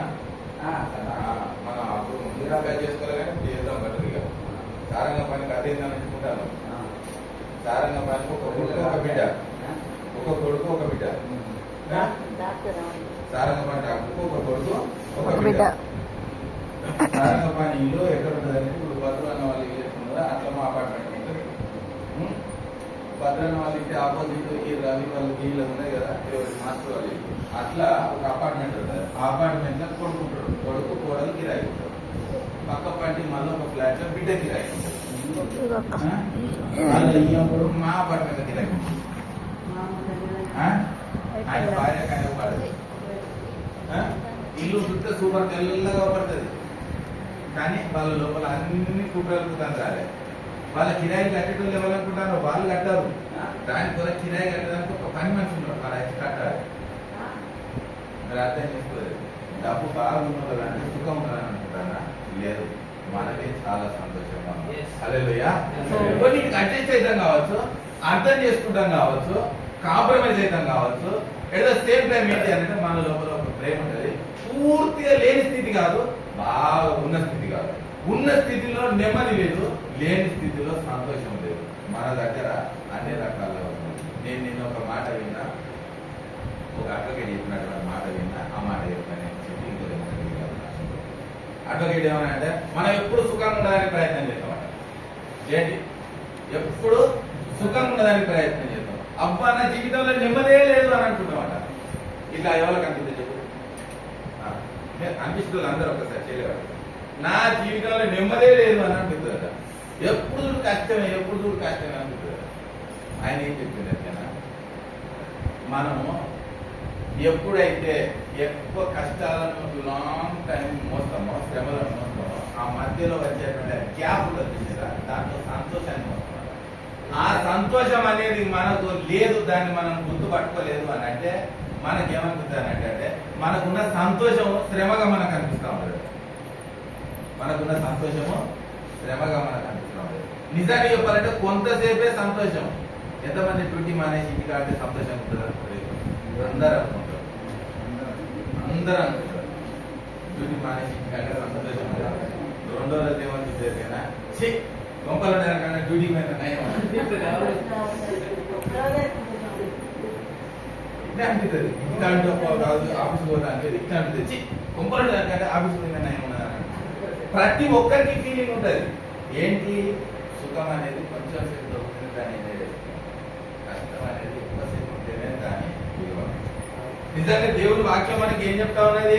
శ్రమలు సహించుటకే మనము పిలువబడితిమి. శ్రమలు సహించుటకే పిలువబడితిమి. శ్రమ లేకపోతే మనకు ఏం లేదు, శ్రమ కలుగుతుంది. శ్రమ లేకపోతే విజయం లేదు. పేతురు ఏమనంటా ఉన్నాడు? ఇప్పుడు పేతురు ఏమనంటా ఉన్నాడు? శ్రమల గురించి ఏమన్నాడుతా ఉన్నాడు? మొదలు పేతురు దగ్గర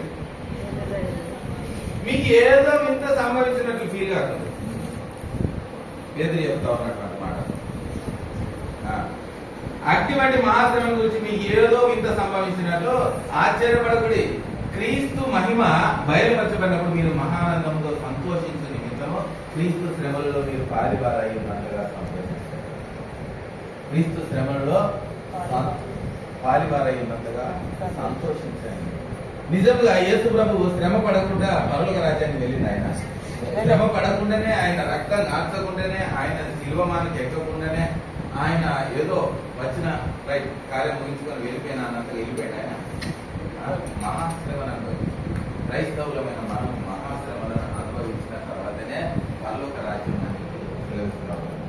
బాగా సుఖాన్ని ప్రేమించదామని అనుకోకండి, కష్టాన్ని ప్రేమించాలి. శ్రమను సహించుటకే నేను పిలువబడింది. అపోస్తుల కార్యము 16వ అధ్యాయం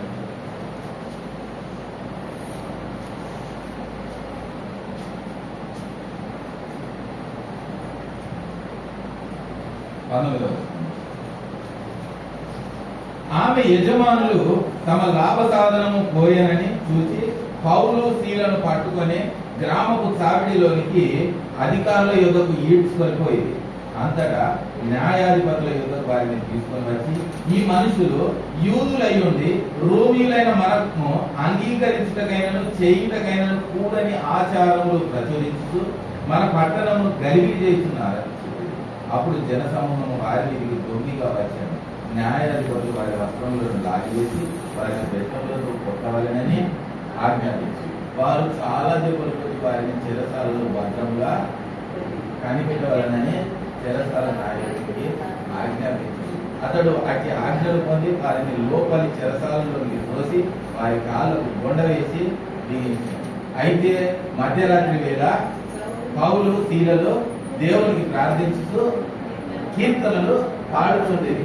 యెహోవా నీ నామము ఎంతో బలమైనది. ఎప్పుడు వాడుతా ఉన్నారు వాళ్ళు? ఏ విధమైనటువంటి శ్రమ? రోమీలమైన మనము యూదులైనటువంటి వీళ్ళు కులంగా దేవుని తీసుకొని వచ్చి చెప్పి మన మధ్యలో పెట్టారయ్యా, ఇట్లాంటి వాళ్ళని మనం వదిలిపెట్టారు కానిపోయి వీళ్ళని తీసుకొని చిరస్థానంలో వీళ్ళ వస్త్రాలు పెట్టాలని పెట్టవలసిందే అని చెప్పి తీసుకొని జైల్లో వేసి చెరసాల అధిపతికి అప్పగించారట. ఆ ద్వారా అబ్బాయి కొట్టినాక బాగా దెబ్బతినట్టు అని చెప్పి కథ కాదు కాళ్ళకు కొండలు ఎక్కించి లోపలికి వేస్తున్నాడు. ఇప్పుడు వాళ్ళు అక్కడ పాడుతా ఉన్నారు ఏమని? నీ నామము ఎంతో బలమైనది, ఎంతో బలమైనది. శ్రమలు సహించుటకే మనం పిలువబడ్డాం. పౌలు పిలిపేంటిది? పౌలు పిలిపేంటిది? నా నామము నిమిత్తం ఎన్ని శ్రమలు భరించాలని నేను చూపిస్తాను. మనం ఏం నేర్చుకుంటాము? సుఖం కావాలంటే శ్రమ లోపల సేవ చేయాలని ఒక వ్యక్తిని యథార్థంగా ప్రేమించడం మనకు ఇష్టం లేదు. హృదయపూర్వకంగా మనము ప్రేజలాడే చెప్పలేము. మనము విధంగా శ్రమలు సహించడం మనం ఇష్టపడతాము. ప్రేజలాడే మనం హృదయపూర్వకంగా చెప్తున్నాము. భర్త భార్యకు సరిపోతుంది. తర్వాత విషయం దేని కొరకు మనం పిలవబడ్డామన్నా హృదయపూర్వకంగా హృదయం యజమానికి ప్రేజలాడు. భార్యను హృదయపూర్వకంగా ప్రేమించండి అయ్యా. భార్యను ప్రేమించకపోతే ఎవరిని ప్రేమిస్తాం? భార్యను ప్రేమించకపోతే ఎవరిని పెళ్ళైనా అని కాలంటున్నా అందుకన్నా విచిత్రంగా చెప్పాలని చెప్పాలన్నా భార్యని ప్రేమించకపోతే ఎవరిని ప్రేమిస్తాం? భార్యకి సమాధానం చెప్పకపోతే ఎవరికి సమాధానం చెప్పాలి? భార్య భర్తల మధ్యలో ప్రేమ అంటే గొడవ రాదా? సాయంత్రం చికెన్ కూడా లేకపోతే నీ సంగతి చెప్తానే ఎవరు భార్య లేదమ్మా కిలో కావాలన్నా కానీ 5 కిలో పైసలు నేను 6 కిలో చెప్తానే ఓకే అంటారా? వచ్చేసారి మనం తెచ్చుకునే 6 కిలో పైసలు ఇంకా జ్ఞానం నీకెక్కడియే మనకు అక్కడ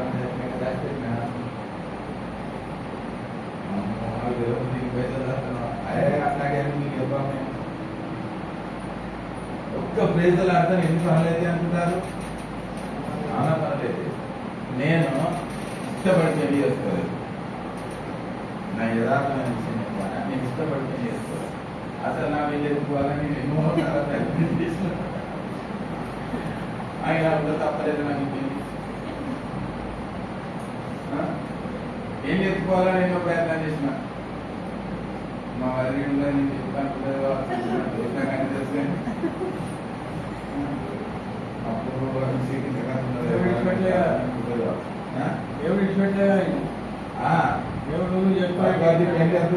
అనుకుంటూనే చేస్తున్నా.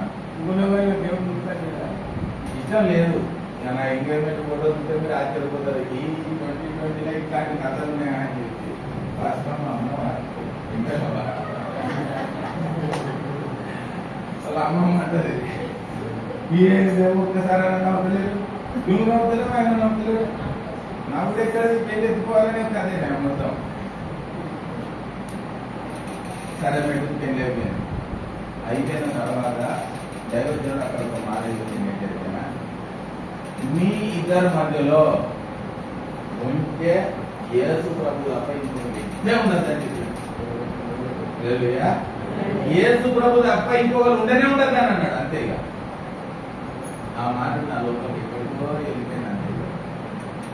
అంతే ఆమె చేయి పట్టుకున్నాక నేను ఎంత చూడలేదు, ఆమెకి నాకు ఇష్టం లేదు అన్న దినం రాలేదు. దేవుడు ఆ మనసును తీసుకొని వచ్చేస్తున్నాడు. దేవుడిని మన మధ్యలో పెట్టుకోవాలి అంతే. మన మధ్యలో పెట్టుకుంటే దేవుడు ఆ మనసు కలగ చేసుకోవాలి. నిజంగా మనం ఒకరి వల్ల చూసుకుంటే ఎన్నో లోపాలు కనబడతాయి, ఎన్నో రకాలు. కొన్ని మాటతో కొన్ని చూపు సుందరంగా ఉన్నా కూడా వెనక నుంచి చూపులు పట్టుకుని పోతే మనం ఉంటారు కదా. కొందరు మంచిగా ఉంటారు కానీ ఏంటి వాళ్ళు చాలా ప్రేమ మనకేం కావాలి, శ్రద్ధమైన అందమే కావాలి కదా. ఎవరికైనా కానీ కనుక మనకు తీయడం మాట నచ్చదు. ఒకసారి ఆలోచన చేద్దాం. భార్య భర్తల మధ్యలో ఎవరు ఉంటారట? యేసు ప్రభువే ఉండాలి. యేసు ప్రభు ఉన్నట్లయితే మిగతా ఎన్ని రకాల సమస్యలను తీసేది. నిజంగానే ఒకసారి ఆలోచన చేద్దాం. బాగా మనం ఇప్పుడు యథార్థంగా మాట్లాడుకుందాం. మన భార్య మనకు అవసరం చెప్పకపోతే ఎవరు చెప్పాలి? అయ్యో తాత బాబు, తాత అన్నది బాబాయ్. పెద్ద ఉంటే అవసరం మీకు చెప్పకపోతే ఎవరో చెప్తుంది? ఎవరో చెప్తే మీకే చెప్తుంది కదా. ఒకవేళ కనుక పక్కింటి వాళ్ళు చెప్తే ఏమంటా కదా, నాకే చెప్పాలి. నా భార్య నాకే చెప్పాలి. తన అవసరం ఏదున్నా నాకే చెప్పాలి. నా అవసరం ఏదున్నా నేను తనకే చెప్పాలి. ఇంకెవరికి చెప్పకూడదు. అది ధర్మం కాదు. దేవుడు ఒప్పుకోదగినది కానే కాదు. మిమ్మల్ని ఇద్దరు జతగా ఎందుకు చేసినట్టు ఆయన వేరుగా ఉండకూడదు. నన్ను ఒంటరిగా ఉంటే ఏమైతుంది? నన్ను ఒంటరిగా ఉంటే ఏమైతుంది చెప్పలేదు. మీరు పూర్తి ఎత్తలేరు. ఏది చేసి మా చెప్పి పెట్టాను అని అనుకుంటారు కదా. మంచిది కాదు. నన్ను ఒంటరిగా ఉంటే మంచిది కాదు. కనుకనే జాత చేసి దాన్ని తీసి పక్కన పెట్టి మనము ఏమో సాధిస్తాం అంటే ఏమి సాధిస్తాం? ఏమి సాధిస్తాం? భార్య భర్త ఇద్దరు కలిసి సంతోషం, పిల్లలు మనం ఒకసారి అర్థం చేసుకుంటాం. శ్రమలు సహించుటకే మనం పిలవడ్డాం. ఈ పౌలు శీలలు శ్రమలు సహించుట కొరకే పిలవడ్డారు. కనుక చెరసాలలో వేసిన తర్వాత ఏమైనా వాళ్ళను బెత్తాలతో కొట్టినట్టు ఆ బొండలు మిగిల్చారట. ఇప్పుడు పాటలు పాడతారట. కుటుంబ ప్రార్థన అన్నట్టు పౌలు శీలలు వాళ్ళిద్దరు భార్య భర్తలు కాదు, ఫ్రెండ్స్ కదా, అంతే కదా, సహోదరులు. ఇప్పుడు వాళ్ళు ఏం చేస్తారు? మందిరంలో అంటే చెరసాలే మందిరం అయింది కదా. ఇప్పుడు అక్కడ కూర్చొని ఏం చేస్తారు? పాటలు పాడుతూ ఉన్నారు, ప్రార్థన చేస్తూ ఉన్నారట. కనుక ఏమైంది? చెరసాల బద్దలైపోయింది. ప్రతి సమస్య బద్దలైపోతుంది మనం ప్రార్థన చేసినట్లయితే. కుటుంబంలో మనకు ఉండాల్సినటువంటి ఐక్యత ఇదే. మాకు మా పుల్లడి తాత నేర్పించింది ఇదే. ఏమని? కుటుంబ ప్రార్థన ఏమి బిడ్డ మర్చిపోవద్దు. 7:30 గంటల కుటుంబ ప్రార్థన చేసుకోండి. దశమ భాగం తీసి దేవుడి సొత్తు ఇచ్చేది బిడ్డ, అంతే. దేవుడు మిమ్మల్ని ఆశీర్వదిస్తాడు. ఆయన చేసాడు, మాకు చెప్పాడు. మేము ఇది యథార్థంగా పాటించినాం కనుక మాకు ఏం లోటు లేదు. నోటి మాట చేత నొప్పించుకోవాలి బిడ్డ. నోటి మాట చేత నొప్పించుకోవాలి బిడ్డ. ఎన్నో మార్లు. అయితే ఇప్పుడు నేను మా పాస్టర్ మనం ఏమంటాడు? లోటునాడే చెప్తాను. కానీ ఆయన భార్య పాస్టర్ వాళ్ళు ఇంట్లోనూ పాస్టర్ వాళ్ళు ఇస్తాడు. ఎందుకంటే నా వయసు దగ్గరలో నేను ఉండాలి కనుక ఇంకా నేను పూర్తిగా పాస్టర్ అని తీసుకోలేను. ఎంతమంది చేయండి కనుక ఓకే ఆయన కలిసి. ఇప్పుడు నేను ఇంటికి పోయి పిల్లలారా అని అనుకున్నాను. మా నాయన చిన్న వాళ్ళు పాస్టర్ వచ్చినాను కనుక వాళ్ళకి తెలియదు. వాళ్ళకి ఎవరి చిన్న తెలియాలి? మా నాన్న చిన్న తెలియాలి. మా పాస్టర్ వచ్చిన తెలుసుకున్నాను. మా పిల్లలు ఎన్నో తెలుసుకోవాలి. ఆలోచించు. నా పిల్లలకు నేను నాన్నను, ఇక్కడ పాస్టర్. ఇంటికి పోయినప్పుడు పాస్టర్ అయినాక వాళ్ళ నాన్నతో ఇట్లా ఉంటారా? ఇప్పుడు ఏంటి అన్ని ఈ విధంగా రాని అక్కడనే ఉండదు అంతే. కాదు లేదు. ఇంటికి పోతే నా బుధాలనే ఉంటుంది. ఇద్దరికి ఇద్దరు ఇక్కడికి వస్తే ఇక్కడ కూడా అంతే. ఇప్పుడు మనం ఒకసారి ఆలోచించాం. కుటుంబంలో ఐక్యత తీసుకొచ్చేది ఏంటంటే కుటుంబ ప్రార్థన. కుటుంబ ప్రార్థన మనకు ఖచ్చితంగా ఇది అవసరం. శ్రమలు సహించుట కొరకే మనం పిలవడం. ప్రతి శ్రమ ఇద్దరు కలిసి ఏకీభవించి అడగాలి. అడిగితే దేవుడు కార్యం చేయక మానడు. ఇదే మందిరంలో మేస్త్రికి పైసలు ఇచ్చేది ఉన్నది. ఏం చేయాలి అర్థం కాని పరిస్థితి. సుమారు 3 లక్షల రూపాయలు చేయాలి. ఏం చేస్తాం? పైసలు లేవు. మందిరం కడతా ఉన్నాం, పైసలు లేవు. ఏం చేస్తాం? అమ్మ ఉపవాసం ప్రార్థన స్నానం చేసి ఇద్దరం కలిసి దేవుని మోకరించినాం అంటే. మోకరించి లేచినాం లేదా? అవునన్నా 3 లక్షలు నేను ఇస్తున్నారా? రూపాయలు ఇస్తున్నాను. అదే మా నాన్న ఫోన్ వచ్చింది ఏమంటే రమణన్న నువ్వు లక్షలు నేను తీసుకుంటే 1000 రూపాయలు ఇద్దని చెప్పి మా నాన్న మేము డబ్బులు అడగలేదు. కానీ మా నాన్న నాకు పిలిచి ఒక పలానా సార్లు చేసిన 20 పైసలు తీసుకుంటావా అలా తీసుకుంటా తెమ్మని తీసుకున్నాక 50 మా పరువు నిలబడలేదు, మందిరం నిలబడలేదు. ఇద్దరిని ఏకీభవించి ప్రార్థన చేస్తే జరిగింది. ఇద్దరిని ఏకీభవించి ప్రార్థన చేస్తే మేము ఇది ఒకటే కాదు, ఇంకా చాలా ఉన్నాయి కదా. మీకు ఇది ఉదాహరణలు చూపిస్తాము. ఇద్దరు మేము ఏకీభవించి ప్రార్థన చేస్తాం. కొన్ని శ్రమలు మేము తట్టుకోలేని వస్తాయి, వాటి కొరకు ఇద్దరం ఏకీభవించి ప్రార్థన చేస్తాం. ఇద్దరం చేతిలో చేసుకుని పట్టుకొని రైట్ ఏకీభవించి ప్రార్థన చేస్తాం. ప్రార్థన చేస్తే దేవుడు జవాబు ఇస్తాడు. అది ఎట్టి సమస్య అయినా కూడా దేవుడు జవాబిస్తాడు. మీరు బాగా ఆలోచించండి. పేదలతో క్షమించండి. పౌలు శీలను తీసుకొని చెరసాలలో వేసారు కదా. ఎవరు వేసారు? చెరసాల అధిపతి కావాలి కడతా ఉన్నాడు. చెరసాలలో వేసిన వాళ్ళు న్యాయాధిపతులు కదా. ఇప్పుడు 19వ వచనం. ఆమె యజమాని 16వ అధ్యాయం. ఆమె యజమానులు తమ లాభసాధనం పోయినని చూసి పౌలును శీలను పట్టుకొని గ్రామ చావడిలోనికి అధికారుల యొద్దకు ఈడ్చుకొని పోయింది. అంతటా న్యాయాధిపతుల యొద్దకు వారిని తీసుకొని వచ్చి, ఈ మనుషులు యూదులైన రోమీలమైన మనం అంగీకరించటకైనను చేయుటకైనను కూడని ఆచారములు ప్రచురించుతూ మన పట్టణంలో గలిబిలి చేస్తున్నారని చెప్పింది. కనుక ఈ న్యాయాధిపతులు ఏం చేసారు? వారి వస్త్రములు లాగివేసి బెత్తంలతో కొట్టినని చెప్పి చూస్తాం కదా. ఇప్పుడు ఒక్కసారి 35వ వచనం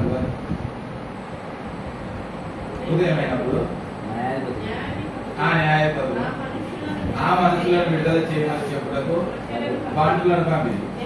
చెరసాల నాయకుడి మాటలు పౌలు తెలిపి మిమ్మల్ని విడుదల చేయమని న్యాయాధిపతులు వర్తమానం పంపి ఉన్నారు కనుక మీరు ఇప్పుడు బయలుదేరి సుఖంగా పోండి చెప్పాను. ఇప్పుడు చూడు ఇది నివాస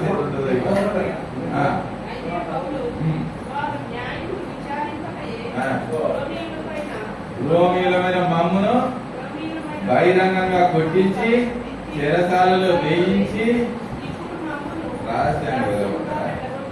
మేము ఒప్పం. వారే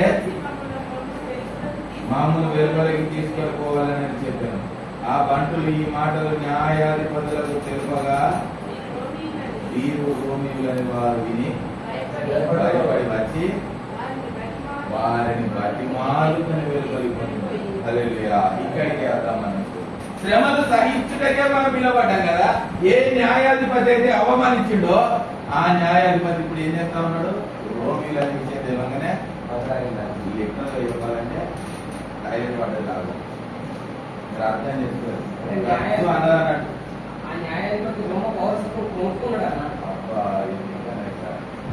రోమీలను మేము హింసించినమా? న్యాయాధిపతులకు తెలియకనే కదా బయలు. దేవుడు అంటే ఏమనుకుంటాను? యేసుప్రభు అంటే ఎంత పని అంత పని చేస్తాడు. ఇప్పుడు వీళ్ళు భయపడి దాక్కొని మెల్లమెల్ల వారిపోయాల్సిన కాదా ఇప్పుడు ఆపోజిట్ నిలబడి ఇప్పుడు రావాల్సిందే రోమీలమైన మమ్మల్ని ఎట్లా పెట్టింది రావాల్సిందే న్యాయం విచారించకుండా చీకట్ల మమ్మల్ని పెట్టి దాటి మమ్మల్ని ఏదో అనుకుంటామా? అందరి ముందు మమ్మల్ని బట్టలెక్కించి మమ్మల్ని దంచుతారు. ఇప్పుడు మమ్మల్ని ఆడుకో అయ్యా పోతామా? వయసు లేనేలేదు. చెరసాల బద్దలైపోయింది కదా. దేవుడు చేసిన కార్యం ఒకసారి ఆలోచించండి. చెరసాల నాయకుడు ఏమనుకుంటాడంటే వీళ్ళు పారిపోయారు, వీళ్ళు పారిపోయిన తను సూసైడ్ చేసుకోబోతాడు. అప్పుడు పౌలు అయ్యా మేము ఇక్కడనే ఉన్నాం, నువ్వు ఏ హాని చేసుకోకు. ఎవరు తప్పించుకొని పోలేదు, అందరు ఇక్కడనే ఉన్నారు. ఎవరు తప్పించుకోలేదు. మన శ్రమ ఇతరులకు నేత్రమైనది, మనం యథార్థంగా ఉండాలి. అప్పుడు దేవుడు చేసే కార్యం ఏంటయ్యా అంటే ఆత్మ నశించుకోకుండా కాపాడిన కుటుంబం అంతా కూడా దేవుడు మీద మరి పౌలు శీలను అందుకొరకే పిలువబడ్డారు. నీవు నేను మనం కూడా అందుకొరగా పిలువబడ్డాము. శ్రమలు సహించడం కొరకే పిలువబడ్డాము. మన పిలుపు ఏంటి అసలు? మీ పిలుపు ఏంటి? మీకు ఏమో తెలుసా?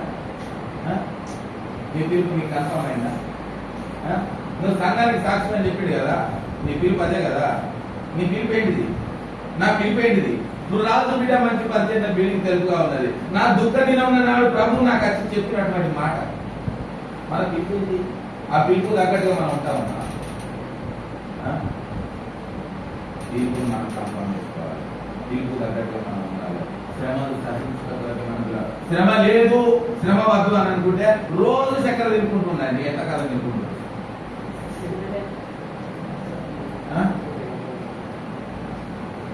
అప్పుడు ఇప్పుడు ఇంకా అందరం ఏడాది మిఠాయిగానే ఉన్నాక ఏమంటారు కాదా మటన్ ఉండాలి చికెన్ ఉండాలి అవి ఎక్కువ ఉండాలి ఇవి తక్కువ ఉండాలి. అప్పుడే దీనికి అందం కదా. మనం శ్రమలు ఎన్ని ఉన్నాకుగా ఒకసారి ఆలోచించండి. దేవుడు చెప్పినట్టుగా పాటలు పాడుకోండి. యెహోవా యొక్క విచారణ చేయడం వల్ల మనసులు ఇవ్వండి. ఆయనకు లెక్కే లేదు. అబ్రాహం లింకన్ మీ నాయన మా చెప్పులు కుట్టేటోడు ఎక్కేనా అంటే అవును సార్ మా నాయన మంచి చెప్పులు కుట్టేటోడు చాలా మంచి కుట్టేటోడు నిజమే. ఒకవేళ ఆయన గురించి చెప్పేదాన్ని పాడే కొట్టి తీసుకురాని ఒక మా నాయన నాకు ఆ పని నేర్పించాడు అంటాడు. మా నాయన నాకు ఆ పని నేర్పించాడు. ఆయన పుట్టిన చెప్పేదాన్ని పాడైతే తీసుకురాని నేను మళ్ళీ పుట్టిస్తా. ఆయన పేరు చెడ్డది కావచ్చు అంటాడు. అబ్రాహం లింకన్ అంతా తగ్గించుకున్నాడు. కనుక ఆయన చెప్తారని శ్రమలు సహించుకోవడానికి మనం పిలవట. అన్ని పేరైపోయినా బాధపడదు. దేవుని యొక్క ముందుకు మనం మనసు నేర్చుకోవాలి. మన శ్రమలు సహించుకోవడానికే పిలవట. దయచేసి అందరం నేర్చుకోవాలి. ఒక్కసారి మనం ఆలోచించుకోవాలి. గురి కలిగి మనం ముందరికి వెళ్ళాలి. గురి లేకపోతే జీవ కిరీటం పొందలేము. పౌరులు జీవ కిరీటం పొందినట్టు ఒక్క విషయం కాదు. ఇంతమందికి స్వార్థ పత్రిక రాసినట్టు ఒక్క విషయం